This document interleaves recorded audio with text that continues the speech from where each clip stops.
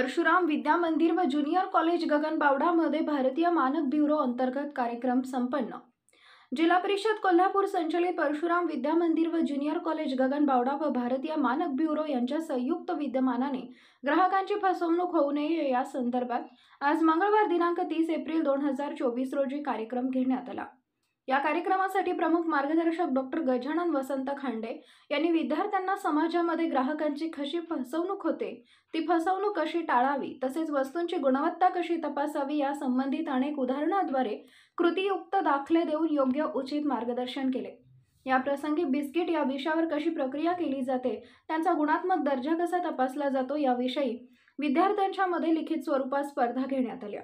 यामध्ये हायस्कूल व ज्युनियर कॉलेजमधील 60 विद्यार्थ्यांनी सहभाग दर्शवला। यामध्ये विजेत्या स्पर्धकांना रोख रक्कम देऊन प्रमुख पाहुणे डॉक्टर खाडी व प्रशालेचे प्राचार्य गोसावी यांच्या हस्ते गौरवण्यात आले।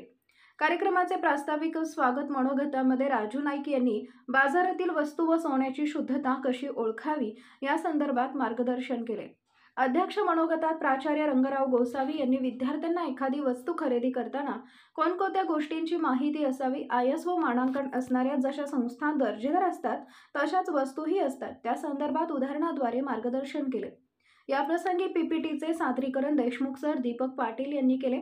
या कार्यक्रमास गिरीबुवा जाधव, थोरात, गोपीकिशन मेंढके, पडवळ, खोराटे, बोबडे, चौगुले, हरगापुरे, वाघमोडे, पावरा, संजीवनी, हलभावी व विद्यार्थी वर्ग उपस्थित होते।